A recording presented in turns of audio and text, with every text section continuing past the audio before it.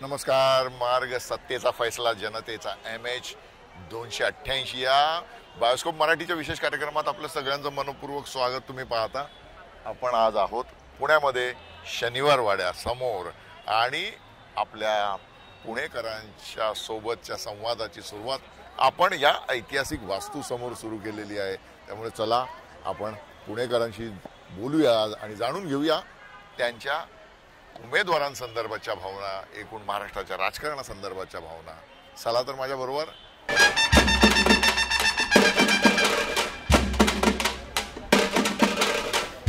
पुण्यामध्ये प्रसिद्ध कलाकार कट्टा आहे आणि कुठला कॅफेच्या शेजारीच. आणि आता इथे मला माझे मित्र आणि प्रसिद्ध कृषी अभ्यासक मोठ्या प्रमाणामध्ये ज्यांनी कृषी पर्यटनाला प्रोत्साहन दिलेलं आहे ते कल्याण तावरे भेटलेले आहेत. आणि कलाकार कट्ट्यावर तुम्ही कलाकार असल्यामुळेच आलेले आहेत असं मला वाटतं. योगायोगानं माझं ऑफिसच इथं पाठीमागं आहे आणि मग मी इथं गुडलकला चहा प्यायला आलो होतो आणि मग थोडासा रेंगाळलो होतो. तेवढ्यात आपण भेटला आणि आपण बोलणं सुरू केलं. हो, काय चाललं म्हणजे सध्या तुम्ही खरे बारामतीकर आहात. आर्याबाग सगळ्यांना माहिती आहे. तर आता पुण्याचं जे राजकारण ज्या पद्धतीने बदललेलं आहे, शरद पवारांचं पुणं होतं ते आता त्यानंतर अजितदादांचं पुणं होतं. आता ते दोन्ही पवारांचं राहिलेलं नाही. काय तुम्हाला वाटतं याबद्दल? हा, मी आता तर खरं अनेक वर्ष सम्राट होतो आम्ही बारामतीचे. मधल्या काळात काही वेळा कलमाडेंच्याकडे काही सत्तासूत्र गेली होती, पुन्हा आली होती. आता ह्या विभाजनानंतर अजूनही पुण्यानं कौल नाही दिला, पण तरी आता भाजपची महानगरपालिकेत तरी सत्ता आहे आणि पुण्याचा खासदार पुन्हा भाजपचा झाला, मंत्री आहेत तिथून, मंत्री आहेत. तशा अर्थानं पुणे बारामतीकरांच्यातून निसटलेला आहे. ही वस्तुस्थिती आहे. आता नवीन इलेक्शनचा या विधानसभेचा माहोल बघता 6 पक्ष, या सगळ्या मारामाऱ्या, पुन्हा लोकांना अजिबात खात्री नाही की हे कुणी निवडून आल्यानंतर काय अलायन्स होतील, काही खात्री नाही. त्यामुळे कुठल्याही अमक्या विचारसरणीला आम्ही मत द्यावं असं आता काही वाटत नाही. कदाचित कॅन्डिडेट बघून मतदान होईल असं वाटतंय. बहुतेक तशीच स्थिती आहे. पुणेकर तरी सुज्ञ आहेत, सुशिक्षित आहेत. मला असं वाटतं की ते कॅन्डिडेट बघून ते मतदान करतील असं आहे. आणि कुणी काय म्हणू दे की कुणाची अशी हवा विभाग नाहीये. आणि लोक मागच्या जे काय विचित्र जे काय झालं मागच्या 5 वर्षात वेगवेगळ्या पक्षांच्या अलायन्स आणि विचारधारा बाजूला ठेवून, तर ते बघता काही घडण्याची शक्यता आहे असं आम्ही मतदान. आपण बघतो की पुण्याने भारताला राजकीय, सामाजिक, सांस्कृतिक, औद्योगिक मोठी अनेक गोष्टी अनेक पातळीवर महाराष्ट्राने म्हणजे पुण्याने खऱ्या अर्थाने दिशा दिग्दर्शन केलेलं आहे. पण आता ते पूर्ण नाही राहिलं. काय, एक तर बेसिकली लोकसंख्येचा जो विस्फोट झालेला आहे पुण्याचा इतका प्रचंड झालेला आहे. मी 40-42 वर्षापासून पुण्यात राहतो. मी जरी मूळचा बारामतीकर असला तरी शेतावर अवलंबून असलेलं आमचं घर. माझ्या वडिलांनी अगदी जाणीवपूर्वक सांगितलं की कदाचित शेती करणारा मी शेवटचा असेल तर शेती करू नका, इथून पुढे शेती परवडणारी नाही राहिलेली. आणि ते तसंच झालं. त्याच्यामुळे त्यांना दूरदृष्टी होती. आणि सांगतो, मला वडील बांधावर गेल्यानंतर जास्तीत जास्त अर्धा तास बांधावर थांबू द्यायचे आणि ते सांगायचे की आम्ही गेलो मातीमध्ये, तुम्ही जाऊ नका. आणि खरं तर आम्हाला आवड होती, म्हणजे मला आवड होती किंवा मला शेतात रमणं, वस्तीवर राहणं याची आवड होती. पण अत्यंत जाणीवपूर्वक त्यांनी सांगितलं की तुम्ही व्यवसाय करा, हे करा, पण शेतावर अवलंबून नका. शेताची अवस्था हळूहळू शेतकऱ्याची अवस्था वाईट होत चाललेली आहे. त्यामुळं आम्ही पुन्हा ते सगळं गाव सोडून पुण्यात आलो. पुण्यात काही काळ नोकरी केली, पुन्हा व्यवसाय केला. तर हे सगळं करत असताना शेतीची वाईट अवस्था हा एक मोठा विषय आहेच. कुठलंही गव्हर्नमेंट आलं तरी शेतीला काही सोयाबीनचे अजूनही 10 वर्षापूर्वीचे दर तसेच आहे. ऊस म्हणतोय आम्ही, पण काही फारसं ऊसातून काही फार मिळतंय. आणि चालेल असं वाटतं का कल्याणराव, ज्या पद्धतीने पाण्याची पातळी दिवसेंदिवस खाली चाललेली आहे, ऊस म्हणजे आपण जी कापसाची अवस्था तिकडे झाली विदर्भामध्ये मराठवाड्यामध्ये बघतो, तर एकेकाळी म्हणजे पांढरं सोनं म्हटलं जात होतं कापसाला, की असे उल्लेख आहेत सामाजिक दस्तऐवजामध्ये की एक क्विंटल सोनं विकलं तर एक तोळं सोनं घेऊन येऊ शकायचे लोक. तर आता ती स्थिती नाही राहिलेली. मग ऊसाचं हे किती काळ राहणार आहे असं? पण दुर्दैवानं सगळ्या सहकार चळवळीमधून सगळे सहकारी कारखाने हळूहळू प्रायव्हेट होत आहेत. बरोबर. आणि दुर्दैवानं या सगळे प्रायव्हेट कारखाने हे सगळ्या राजकीय लोकांचे आहेत, वेगवेगळ्या पक्षातले, सर्व पक्षीय असं हे आहे. कुठला पक्ष? आणि मग हे सगळं असत असताना त्यांच्या उपजीविकेसाठी ते ही कारखाने ते चालू ठेवतील बाय एनकेल, आणि ऊसाच्या माध्यमातून धरणांचा ऊसा चालू राहील. यांना कोण आवरणार आहे? हे जर शेतकऱ्यांचं असतं तर कदाचित बंद पडले असते, पण मला माहिती नाही. पण कारण हे सगळे कारखाने ऑलमोस्ट हे प्रायव्हेट पॉलिटिशियन्सचे झालेले आहेत. बरोबर. त्यामुळं काय पण त्याच्यातून फार शेतकऱ्यांना मिळते असं नाही, जेमतेम मिळते. कारखान्यांचे मालक कदाचित गब्बर होतील, पण शेतकऱ्यांच्या वाट्याला पुन्हा काहीच येत नाही. म्हणूनच परवा दिवाळीत, ऐन दिवाळीत पुण्यात अत्यंत गर्दी कमी होती, ट्रॅफिक नव्हती, अगदी सहजतेने लोकांना जाता येत होतं. तर लोकांनी त्याच्यावर भयंकर आनंद व्यक्त केला की पूर्वीचं पुणे आम्हाला लक्षात दिसलं, आवडलं. अरे सगळं मान्य आहे, पण पुढे हाऊस म्हणून शहरात येत नाही. गावगाड्याच्या चतून बाहेर पडून इथं शहरात येऊन इथं स्ट्रगल करून इथं स्थायिक होणं किंवा या गर्दीत राहणं हे कोणाला आवडत नाही. भले कोकणातली माणसं मुंबईत येतात, त्यालाही कारण आहे की गावगाडा सिस्टीम गेलेली आहे. पण काय झालं की गावांची जी क्षमता होती लोकांना पोचण्याची, म्हणजे आपल्या गावगाडा शब्द वापरला म्हणून मी त्या पुस्तकाच्याच आधारे बोलतो की काळी आणि पांढरी हा भेद होता. तर पांढरी ही काळीवर आधारित होती, परंतु जेव्हा काळी म्हणजे काळ्या जमिनीमध्ये या पांढरपेशा समाजाला पोषण्याची ताकद ज्यावेळेस गेली त्यावेळेस ती मायग्रेशन सुरू झालं. आणि आता आपण पाहतो की गावामध्ये लोकच राहिलेले नाही. प्रचंड मायग्रेशन आहे. म्हणजे आपण पूर्वी 70% खेड्यात, 30% शहरात, आता जवळजवळ 50%वर आले. हा जर स्पीड राहिला तर 70% शहरी आणि 30% ग्रामीण. म्हणजे आपल्याला युरोप अमेरिकेमध्ये जे पाहायला मिळतं तसं. आणि आताही तुम्ही जर खेड्यात गेलात तर फक्त वयस्कर माणसं राहिलेली आहेत, वयस्कर, महिला आणि लहान मुलं.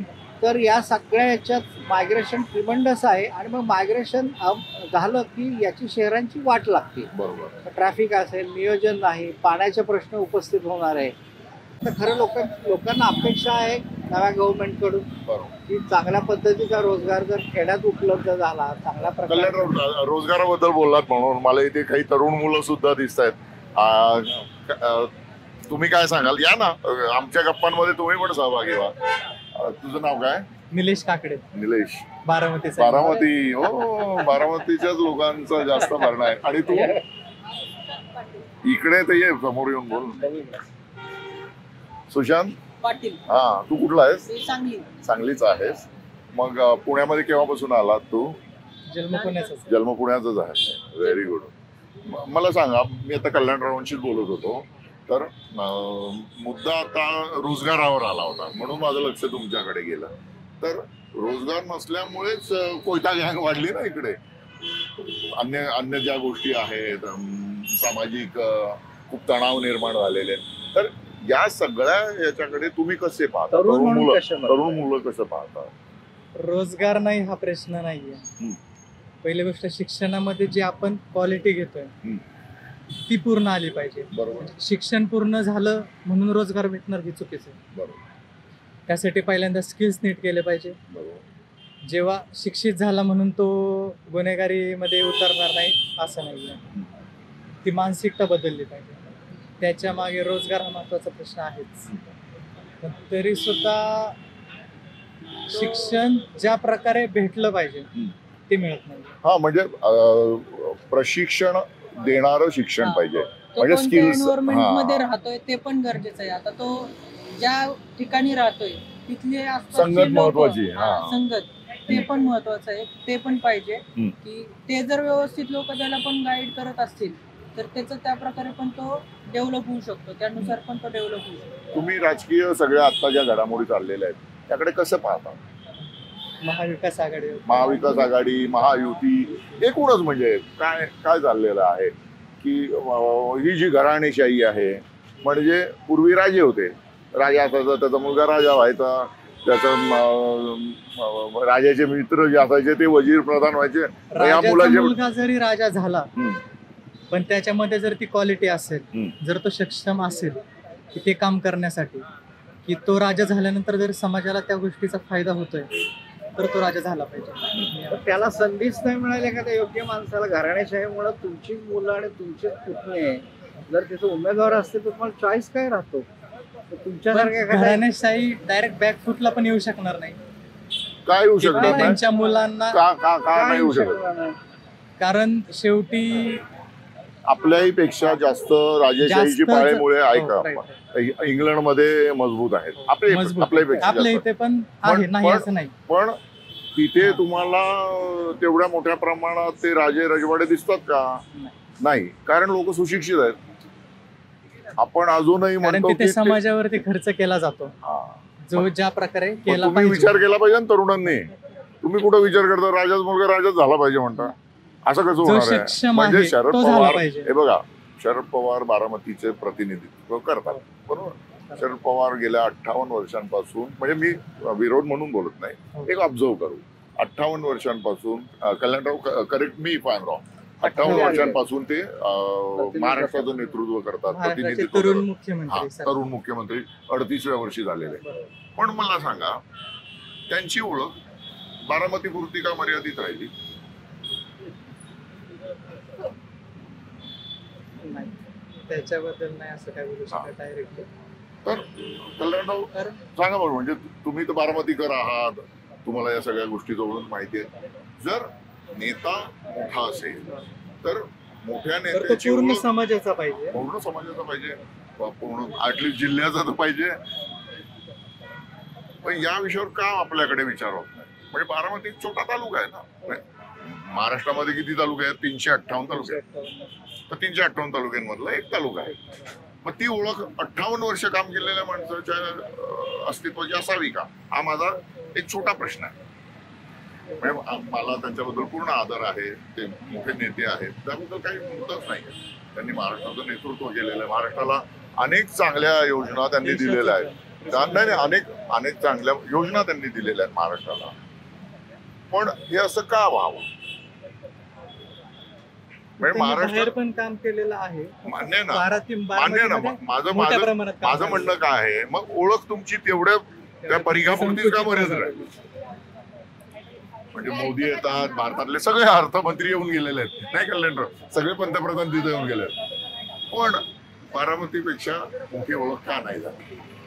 हे तरुण मुलं का याचा विचार करत नाही की तुम्ही त्याच पारंपरिक, म्हणजे राजाच मुलगा राजाच झाला पाहिजे का? त्या पारंपरिक याच्यात करतो. म्हणजे मी तुम्हाला हे करतोय अशातला भाग नाही, पण तुम्ही काय आणि पुन्हा नेतृत्वाचं पुन्हा पुढच्या आता पिढीला युवा द्यायचं. पिढीने आलंच पाहिजे राजकारणामध्ये. कसे येतील? कसे येतील? तर पुन्हा त्यांच्या घरातले लोक जर उमेदवार म्हणून येत असतील, संधी दिली पाहिजे. कोण देईल? निर्मिती देणार? केली पाहिजे. का देतील ते म्हणतात की आम्हाला पुढचं नेतृत्व सिद्ध करायचं आहे. युवकांनी सिद्ध केलं पाहिजे. नाही, नाही. नेतृत्व. शरद पवार जर आपल्या घरातल्याच मुलाला जर पुढे करणार असतील तर दुसऱ्या मुलाला कशी संधी मिळणार आहे? कोणी उभं राहिलं का त्यांच्या विरोधात? तो एखादा तरुण असं 25 वर्षाचा येऊन बोलला का की मी स्वतः सक्षम आहे आणि मी उभा राहतो यांच्या विरोधात? का असं झालं? आणि माझे वडील मला सांगायचे की अवघ्या वयाच्या 27व्या वर्षी शरद पवारांना बारामतीकरांनी एक नेक्स्ट डोर बॉय अशा अर्थानं स्वीकारलं. बरोबर. आणि जे अत्यंत प्रस्थापित नेतृत्वाविरुद्ध त्यांना निवडून दिलं बरोबर. की आपल्याच घरातला मुलगा आहे, आपल्याच घरातला आहे, असं नेतृत्व त्यांनी कृषी मंत्री, राज्य कृषी मंत्री बसून ते 4 वेळा मुख्यमंत्री बरोबर. असं. बरोबर. पण पुन्हा दुसऱ्या पिढीचा विषय आला त्यावेळेस पुन्हा अजित पवारच आले. आले. पुन्हा आता तिसऱ्या पिढीचा वेळ आला तर युगेंद्र पवार नावाचा मुलगा आला, रोहित पवार आहे. रोहित पवार आहेत. बरं, ह्या सगळ्या युवा सोकवाळ युवा नेत्यांना दादा म्हणायचं, अरे हे काय लोकशाही नाहीच आहे ही, दादाशाही आहे. हे राजेशाहीच आहे सॉर्ट ऑफ. आणि त्याच्याबद्दल कुणाला काही वाटत नाही, पण त्यांच्या घरातल्या माणसांनी त्याचा उल्लेख दादा करायचा. त्याचं वय किती? 28. बरं, तो जर परदेशातून शिकून आला असा दावा करतोय तर तिथं परदेशात असलं काही म्हणत नाही दादा सर बीर, मिस्टर प्राईम मिनिस्टर म्हणतात. किंवा आजही राहुल गांधी स्वतःला मला सर म्हणू नका, मला राहुल म्हणा, जस्ट हा आदर्श काय घेत नाही. म्हणजे झालं आम्ही काही तुमचे घरगडी किंवा हे आहात काय, नोकर आहोत का की तुमच्या मुलांना पण आम्ही दादा म्हणायचं? याच्यावर कसं कोणाला काय वाटत नाही, या तरुण पिढीला कसं वाटत नाही? आपले कलाकार मित्र आहेत, त्यांनी माझं अर्कचित्र तयार केलेलं आहे महेंद्र काकडे यांनी. महेंद्र, धन्यवाद. महेंद्र, तुम्ही केव्हापासून इथे आहात? मी थँक्यू महेंद्र. कलाकार कट्टा तयार झाल्यापासून. कलाकार कट्टा तयार झाल्यापासून. तुम्ही किती वाजता येता सकाळी? मी दुपारी 2 ते 6 पर्यंत. हा 2 ते 6 पर्यंत तुम्ही येता. आणि काय काय करता तुम्ही इथे? काय स्केच, कार्टून, बाकी ग्राफोलॉजी, म्हणजे सिग्नेचर रिडिंग पण बऱ्यापैकी तुम्ही करता? हो. अरे वा, खूपच छान. आणि तुमचं गाव कुठलं? काकडे म्हणजे तुम्ही अहिल्यानगर. अहिल्यानगर स्थानिकच आहात. थँक्यू महेंद्र. तुमचं मी स्केच हे मला महेंद्र बरोबर एक फोटो सुद्धा हवा आहे. हा या कल्याणराव, तुम्ही पण थांबा ना. तुम्ही वंचितसाठी काम करता का? उमेदवार आहेत? अरे वा, कल्याणराव उमेदवार आपल्याला समोर भेटतायत. हे मी वंचितचे उमेदवार आहेत, परेश शिरसंगे. अरे परेश, तुम्ही किती वय आहे तुमचं? माझं वय 34. यावेळी बाळासाहेबांनी तरुणांना संधी देण्याचं एक जे ठरवलं होतं 50%, त्यापैकी प्रोपगंडामध्ये मी आहे. खूपच छान. बदला कारभारी. आणि परेश, मला आता 2 मिनिटं ठेवा खाली, आपण बोलूया. कोणाजवळ तरी द्या तुम्ही तुमचं. मला स्वतःला जाणून घ्यायला आवडेल की तरुणांचा जो सहभाग असला पाहिजे हे पूर्ण इलेक्शन प्रोसेसमध्ये. मी आता कल्याणराव आणि मी त्याच विषयावर बोलत होतो की तरुण या प्रोसेसमध्ये का येत नाहीत जास्त प्रमाणात. त्यांना प्रचलित जी व्यवस्था आहे त्या व्यवस्थेच्या विरोधात राग का येत नाही, आणि तेवढं तुम्ही मला दिसलात. सो तर सांगा, तुम्ही निवडणुकीला का उभे राहावंसं तुम्हाला वाटतं आणि काय ते मला सांगा. बघा, मी एका स्लम एरियामधून आलेलो आहे. बरोबर. मी ऍक्च्युअली वंचित आहे. बरोबर. बाळासाहेबांच्या पक्षासाठी, बाळासाहेबांच्या विचारधारेसाठी, बाबासाहेबांच्यासाठी, संविधानासाठी काम करत असताना जे शिक्षण झालं त्यातनं हे कळालं की बाबा आपण विनिंग वोट रेशोमध्ये असू किंवा नसू, आपलं अस्तित्व सांगणं गरजेचं आहे, दाखवून देणं गरजेचं आहे. आम्ही 5 जण का असू नये, पण संविधानामध्ये आमच्या 5 जणांसाठी पण काहीतरी किंमत आहे आणि त्यासाठी धोरणं आखली गेली पाहिजे. आमच्या लोकांसाठी पण जर मतं वेगळी असतील तर तो पहिला इलेक्शनचा मला वाटतो की हा सगळ्यात मेन महत्वाचा मुद्दा आहे, जे बाळासाहेब दरवेळी सांगत असतात की आम्ही कोणाची बी टीम नाहीये, तर आम्ही आमच्या स्वतःचा हक्क आवाज उठवण्यासाठी, आमचं अस्तित्व सांगण्यासाठी प्रयत्न करतोय. दुसरी गोष्ट, एक मला करेक्शन करावं वाटत असते की आपलं म्हणणं होतं की बाबा तरुण नाहीये. तुम्ही यावेळी इलेक्शनला बघा, विधानसभेमध्ये नाही म्हणलं की 30% जे काय म्हणतो आपण कॅन्डिडेट्स आहेत ते तरुण आहेत. यावेळेची आकडेवारी 30% जास्त वाटते तुम्हाला? सध्या तरी मागच्या 15 वर्षाच्या अनुभवापेक्षा ते भरपूरच वाटतंय मला. कारण जे काही अगोदरचे कॅन्डिडेट्स किंवा तरुणांचा जो दृष्टिकोन होता बघण्याचा की बाबा इथे हा पैशांचाच खेळ आहे फक्त, जो की खरंच आहे. म्हणजे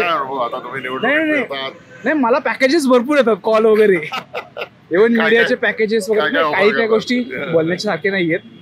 आणि ते काय होईल ते सांगितलेले अजून लोक घाबरतील. पण त्यामध्ये माझे मित्रमंडळी आहेत, इथे सगळी टीम थांबलेली आहे, अजून बरेच जण काम करतात तुमच्या बरोबर. हे अविनाश. हाय अविनाश, तुम्ही काय करता? म्हणून तुम्ही कलाकार कट्ट्यावर आले का? तुम्ही कुठल्या मला असं वाटतं उमेदवारांना साहित्याची, तिथल्या भौगोलिक परिस्थितीची, तिथल्या कलाकारांची, तिथले डॉक्टर्स असतील या सगळ्यांची सांगड घालून इलेक्शनच्या समोर जावं. बरोबर. आणि मला असं वाटतं की परेश ज्या भागातून येतो, ज्या वाड्या वस्तीतून येतो, त्याला इथल्या प्रश्नांची खरी तर जाण आहे. बरोबर. म्हणून आम्ही सगळे त्याच्यासोबत उभा आहे. हा नचिकेत आहे नचिकेत. नचिकेत IT मध्ये काम करतो. कम जॉईन अस नचिकेत.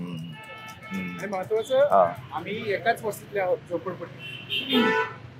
हा तुम्ही एकाच एकाच भागातून वस्तीतले आम्ही लहानपणापासून ट्युशन मेट आहोत ओ. 8वी पासून. सर तुम्ही मित्राला Support करणं आमचं कामच आहे. म्हणजे आम्ही ज्या वस्तीतनं आलो तिथनं उच्च शिक्षण किमान म्हणजे शिक्षण घेतलं, व्हेरी गुड. किमान ग्रॅज्युएट झालेलो आहोत सगळे. आणि सगळ्यांना ती भान आहे की बाबा इथे काहीतरी बदल झाला पाहिजे. बरोबर. मला तुम्ही सांगा, तुम्ही कलाकार आहात, एक कलाकार म्हणून तुम्ही सध्याच्या राज्यकर्त्यांकडे कसे पाहता? कलाकाराला ज्या गोष्टी दिल्या पाहिजेत, कलाकाराचा कलेचा जो सन्मान केला पाहिजे, प्रोत्साहन दिलं पाहिजे. म्हणजे आपण सगळेजण पाहतो की जिथे देश प्रगत असतो, प्रगत राजसत्ता असते, तिथे कलाकारांचा सन्मान केला जातो, त्यांच्या कलेचा सन्मान केला जातो, त्यांना चांगलं रिप्रेझेंटेशन राजकीय प्रवाहात सुद्धा मिळतं. बरोबर. सो तुम्ही आत्ताच्या सद्यस्थितीकडे कसे पाहता? खरं तर पहिल्यापासून एक ठरलेलं गणित आहे की राजकारणाकडे कलाकारांनी वळलं नाही पाहिजे. पण मला असं वाटतं आपण जोपर्यंत त्या प्रवाहात येणार नाही तोपर्यंत तिथले खास खळगे कळणार नाहीत किंवा कलाकारांसाठी कलाकार काय करू शकतात. जोपर्यंत कलाकार त्या प्रवाहात जाणार नाही तोपर्यंत कलाकारांसाठी आपण काय काय करू शकतो हे कळणार नाही. आता काही कलाकार बघा, रेखा असतील, ऍक्ट्रेस रेखा असतील, किंवा अनेक म्हणजे नट आहेत जे राज्यसभेमध्ये जातात. अनेक गायक आणि अन्य लोकांना राज्यसभेत संधी मिळते. परंतु त्याचं कलाकारांच्या फ्रॅटर्निटीसाठी त्याचा जो फायदा व्हायला पाहिजे तो मात्र दिसत नाही. मला वाटतं कलाकार हे राजकारणात जातात ही बाजू सांभाळण्यासाठी की आम्ही कलाकारांसाठी काय करणार आहोत. बरोबर. पण ते त्याच राजकारणाचा एक भाग होऊन जातो. म्हणजे आपण म्हणू की गोविंद सारखा कलाकार खूपच पॉप्युलर, म्हणजे लोकांमध्ये लोकांच्या गळ्यातला ताईत म्हणू आपण. पण तिथे गेल्यानंतर लोकांना असं वाटलं होतं की हा काहीतरी वेगळं करेल, कलाकारांसाठीही करेल आणि तिथल्या त्या भागासाठी करेल. पण तो त्यांचाच एक भाग झाला आणि त्याने वैतगून राजकारण परत एकदा सोडलं. आता मला असं वाटतं की ते कुठल्या तरी पक्षाचे आपण म्हणू स्टार प्रचारकही असतील, पण कलाकार म्हणून आपली ही बाजू कमी पडते की कलाकारांसाठी काहीतरी करणं, कलाकारांसाठी एखादा वेगळा नियम किंवा एखाद्या वेगळ्या योजना आणणं याच्यामध्ये कमी पडते ही मला खंत वाटते. म्हणजे आमच्या वस्ती भागामध्ये तुम्ही बघताल सगळे अंगापिंडाने एकदम दष्टपुष्ट असतात, जे की पोलीस भरती, सैन्य भरतीसाठी एकदम फिट असतात. दुसरी ऑलिम्पिकचे मेडल येऊ शकतात इथे. मी स्वतः वडार समाजाचा आहे. आमची म्हणजे देह, अंग, शरीरयष्टी तुम्ही पहा, दगडाशी संबंधित पोलादी शरीर आहे. आम्हाला एक व्यवस्थित जर प्लॅटफॉर्म भेटला, एक मार्गदर्शन भेटलं तर वड्यारवाडी किंवा इथे शिवाजीनगरमध्ये जवळपास 15 झोपडपट्ट्या आहेत. म्हणजे जवळपास ह्या एरियातला 65% माझ्या मते झोपडपट्टीमध्ये राहतो. आणि तिथे ऑलिम्पिक मेडल येऊ शकतो आणि तोही गोल्ड सर. इंडिव्हिज्युअल मध्ये मी म्हणत नाही की टीम याच्यामध्ये तर येईलच, पण इंडिव्हिज्युअल अभिनव बिंद्रा सारखे वगैरे जे येऊ शकतात. पण तसं मार्गदर्शन झालं पाहिजे, तसं नेतृत्व येतं पाहिजे, आणि तसं विचार करणारा विधानसभेत तसे आवाज उठवणारे आणि ते गोष्टी करून घेणारा नेता पाहिजे, आमदार पाहिजे. धन्यवाद परेश. तुमच्या पूर्ण राजकीय प्रवासाला माझ्या भरपूर शुभेच्छा. तुम्हाला पण भरपूर शुभेच्छा.